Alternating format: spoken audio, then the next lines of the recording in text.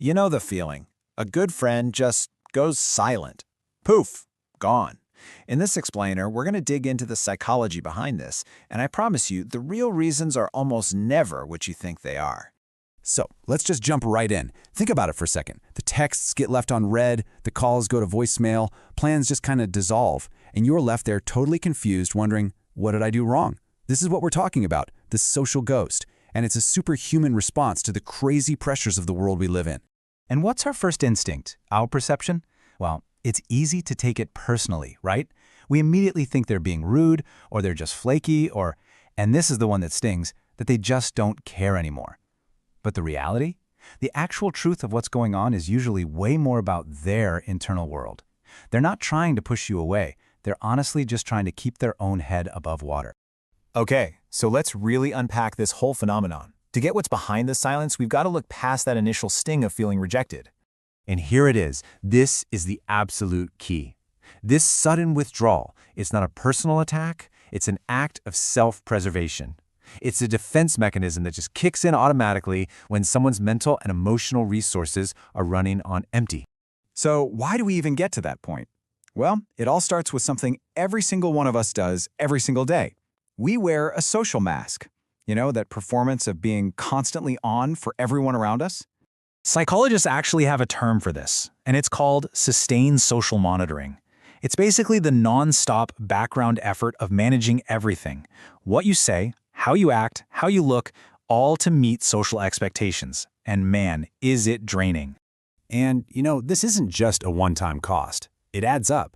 All that constant monitoring just saps our precious mental energy. It also creates this gap between who we really are and the person we feel we have to be for the world. Over time, that leads to some serious fatigue and just feeling completely fake and exhausted. So what happens when that social battery hits zero? I mean, completely empty. We instinctively, desperately start looking for a place to retreat. We start searching for what you could call a decompression zone. And that's exactly what it is. It's a sanctuary for our real, unfiltered self. For a lot of us, that's home. It's the one place on earth where we can finally take that heavy social mask off and just stop performing. And this isn't random. There's a real process here, even if it's subconscious. The first step is to just stop all that social monitoring. Then you retreat into that safe zone, that decompression zone, and you just let yourself be you, no filters. It's only after that that you can actually start to recharge that battery. Okay, so let's pull all these threads together. It's time to kind of reframe how we look at this. It's a whole new perspective on this kind of withdrawal.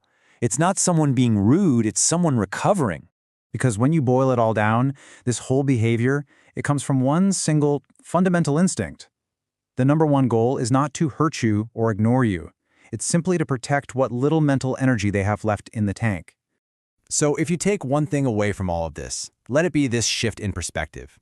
Disappearing isn't an attack on your friendship, it's a defense.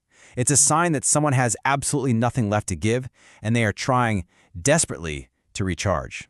And that kind of leaves us with a final question to think about.